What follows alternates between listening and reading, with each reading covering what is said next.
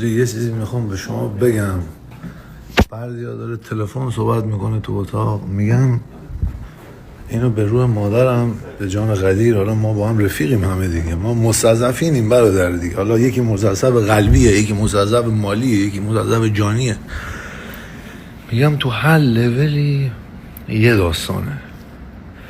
الان صبح تا حالا من بغل بردیا نشستم و خیلی چیزا رو اصلا ما تو دنیا نمیدونستم. مثلا منی که مثلا خلاصه یه ذره نمیدونم از 0 تا 10 سیم فکر میکردم 3 خیلی بالاست. الان داره زنگ میزنه واسه همین جت و اینا، بعد از هواپیما خیلی میترسه.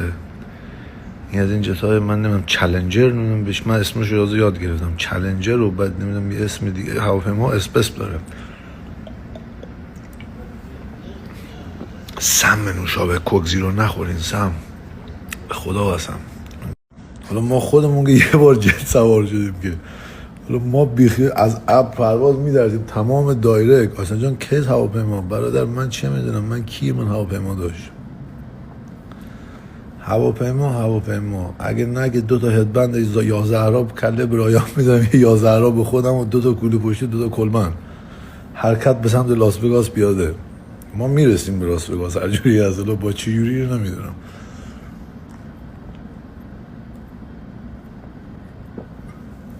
یه املت زدم اسمش بود ارتس کافه، ارتس نمیدونم ارت دیگه کل زمین داره. قبلا رفته بودم ساعت 11 برید انگار رفتی تو تجریش، ساعت 8 بری آمریکاست.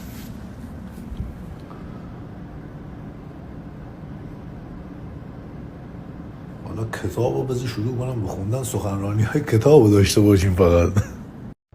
میگم داشتم من نشسته بودم تو اتاق زنگ میزد داشتم گوش میدادم.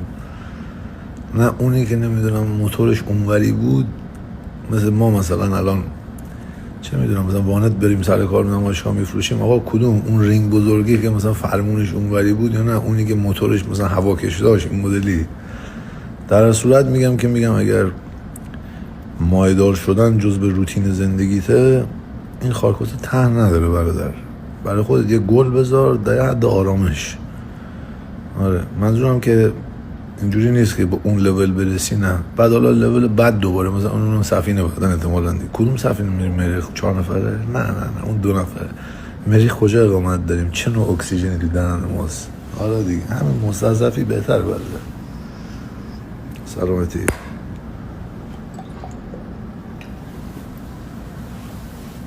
الان 20 نفره است، 30 نفره هواپیما. ولی اینو دارم میگم، الان داشتم اونجا فکر میکردم گفتم کی میشه من بشینم تلفن بزنم آقا اون نه 25 نفره نه 17 نفره. منظورم که تو هر لولی که میری یه چیزای جدید میبینی، بعد تازه میفهمی مثلا یه چیزی هست اونو میدی نمیدونم ساکاتو نمیدونم اونجوری میارن. میگم یه چیزایی هست حاجی توی پابلیک نیست، یعنی اونجایی نیست همه بتونن ببینن. من خودم که نمیبینم که، ولی میگم یه مرحله هایی تو این دنیا هست. من الان میفهمم که اصلا ما در جریان هیچ چیزی نیستیم حاجی. ما آدم های عادی فقط زندگی میکنیم. هر درجه‌ای بری دست بالا دست هست. من بهت میگم دیگه، میگم الان صبح تا داره زنگ میزنه از این کمپانی‌ها دوستاش، نه اون جت اونجوریه، این جت اونجوریه، اون جت اونوریه.